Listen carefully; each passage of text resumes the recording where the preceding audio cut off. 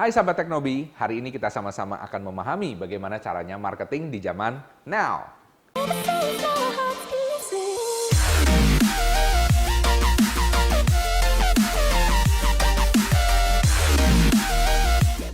Oke, hari ini kita akan belajar dan kita akan memahami bagaimana caranya marketing di zaman now ini.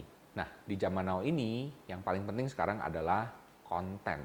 Nah, konten ini apa? Konten ada beberapa tipe. Salah satu yang kita tahu dengan persis yang sekarang Anda sedang nonton yaitu adalah video. Yes, itu adalah video yang paling sering kita lihat.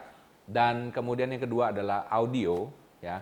Yang ketiga, apa yang kita baca, ya. Jadi kayak tulisan-tulisan di blog. Dan kemudian yang keempat terakhir adalah foto. Nah, itu adalah konten-konten yang kita konsumsi setiap harinya.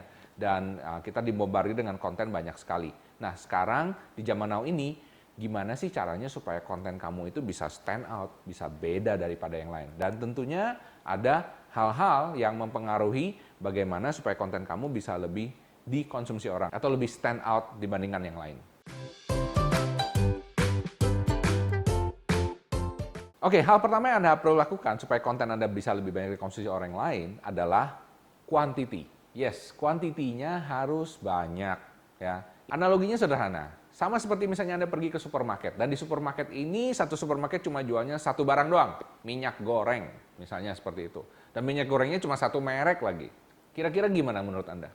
Pastinya kurang menarik, bukan? Nah, kalau Anda ke supermarket, Anda ekspektasinya apa? Di situ dijual minyak goreng, di situ dijual susu, telur, keju, dan lain sebagainya. Jadi intinya ada banyak hal dan variasi konten yang Anda bisa tawarkan. Ya. Kalau Anda lihat video saya yang sebelum-sebelumnya, Anda pasti mengetahui hal ini, yaitu jab, jab, jab, hook, uppercut. Ya.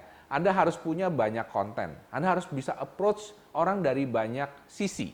Ya. Karena kenapa? Mungkin aja yang nonton konten Anda adalah seorang pekerja kantor. Seorang pekerja kantor yang menarik buat dia tentunya akan berbeda dengan seorang pelajar. Betul?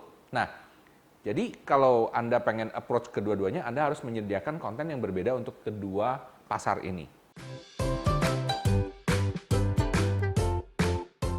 Oke, kemudian bagaimana caranya untuk membuat konten Anda bisa stand out? Nah, ini juga penting dan saya rasa kita sebagai orang Indonesia, orang Timur, perlu belajar ini lebih lanjut. Yaitu sekarang, zaman now ini marketingnya, kalau bikin konten yang langsung aja straight to the point. Ya. Jadi judulnya apa, Anda straight to the point, ngomongin masalah itu. Oke, jadi jangan muter-muter terlalu panjang. Ngomongin hal-hal yang nggak ada hubungannya dengan judul dari konten itu sendiri atau dengan topiknya. Kenapa? Nah, jawabannya sederhana, karena masalah waktu. Yes. Karena waktu kita zaman sekarang makin lama makin sedikit, benar? Dan juga dibombardir dengan berbagai macam konten. Jadi, bayangkan, mereka harus membagi waktu dengan begitu banyak konten-konten lainnya. Dan tentunya, waktu untuk melihat konten kita akan lebih sedikit.